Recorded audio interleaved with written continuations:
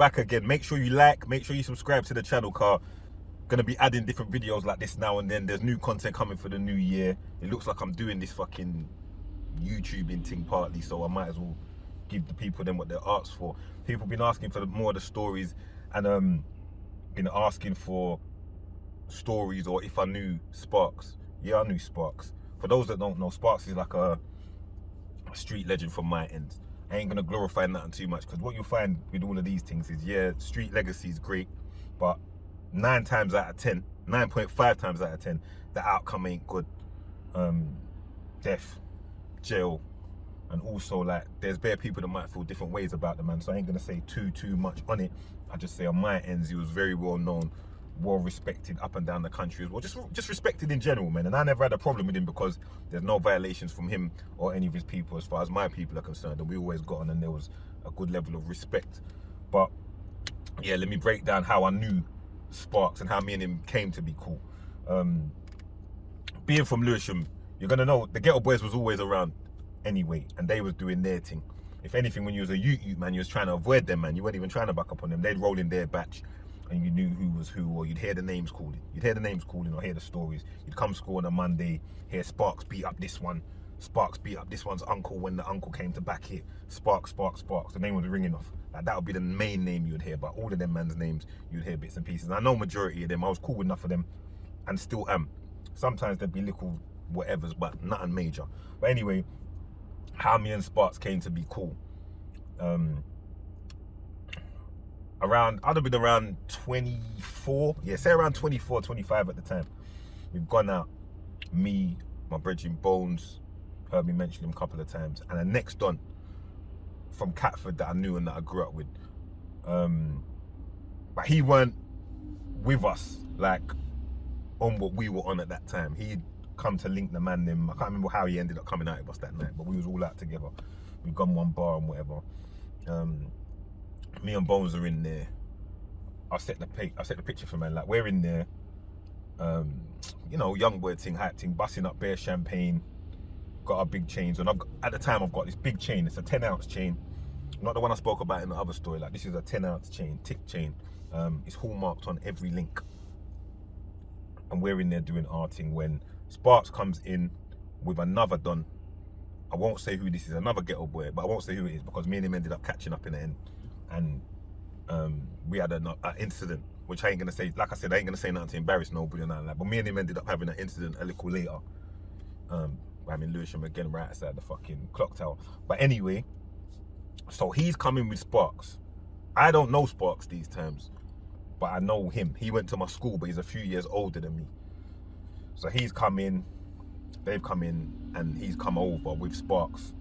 Now, I know my man, he's kind of a snaky dude these times. So he's come over, and I know, like, he's watching, man, and you know, you think you're older than man, he's watching, man, he sees man shining, and like, he's come over and like, you know them sly ones where it's like, you're chatting to man, but it's like, you're trying to line, man, or check man's temperature and stuff.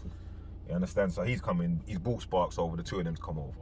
But I'm straight in there, like, me and Bones are in there on the thing of like, we've been doing it in it for a little while. We've been doing what we're doing, you know, man, they must have made some money on some, like, you know, like whatever, crypto or whatever we was doing. Man was on the crypto thing before crypto, whatever it was. So we're in there doing our thing. These men have come over. We don't need to talk to each other. We understand each other. Me and Bones understand how each other thinks. So nothing, how each other thinks. So there's nothing really to be said.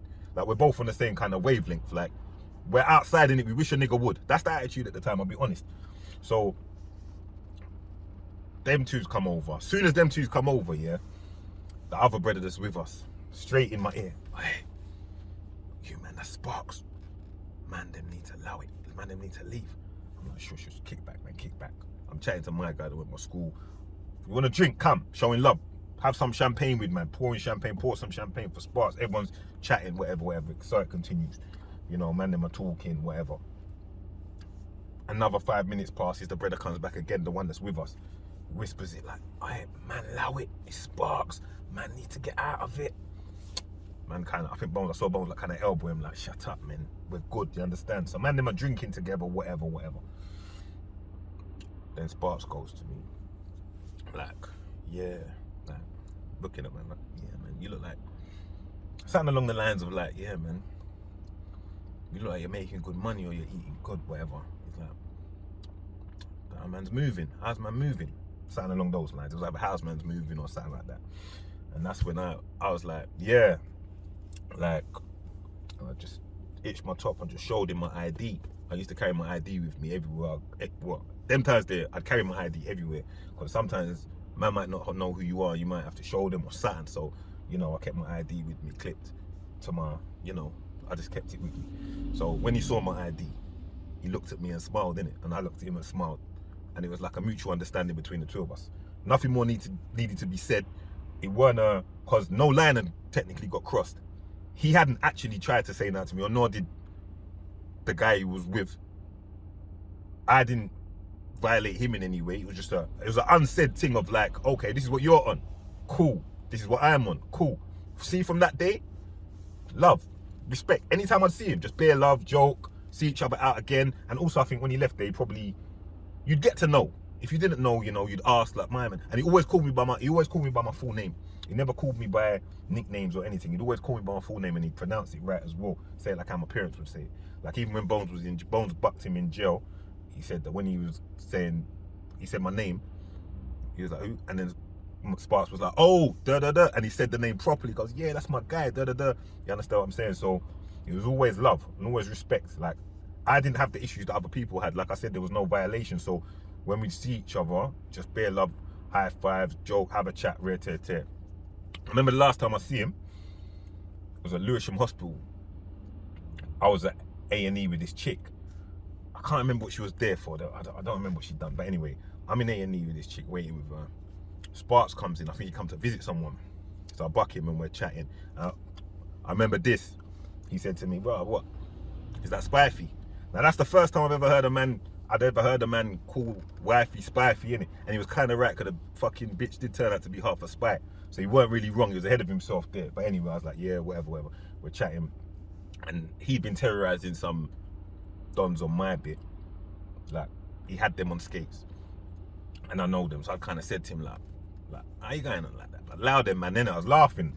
You understand? I saying, loud them, man. And we doing, he said something funny, like, something like, I don't know, man. Like, say something along the lines like, they've tried to violate, he had to demonstrate, or something along those kind of lines. But anyway, he said that now. Then anyway, he went on.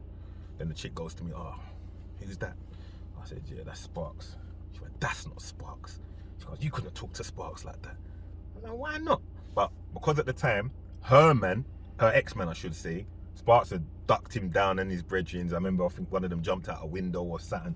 Like, so in her mind, she's thinking Sparks is 10 foot tall, whatever. You can't even speak to him. He's not a human being, you understand? So anyway, I called him. I was like, hey, Sparks. He's come back. He's like, what's up? I'm like, yeah, my girl here, she don't think that you're da-da-da. And she's saying, man can't chat to you, da-da-da-da. And she was, and he laughed and he goes, or smiled and he goes, he goes, you don't know who your man is, da-da-da-da-da. And gave me that forward. And that's the last time I saw him, you understand? But I say all that to say this. Yeah, I knew him. He was big on the ends. I didn't really have a problem with how he moved on the end, because I understood if you're in the jungle and you're going to do certain things, you have to accept it. If you don't want to do that, don't step into the jungle. If you don't have to deal with man like that, you can't really step in the jungle. But if you're in the jungle, you have to accept the man like that's part of it. So, yeah, he's a Lewisham legend. I can't really say much more to it than that. R.I.P. Sparks and all of the fallen.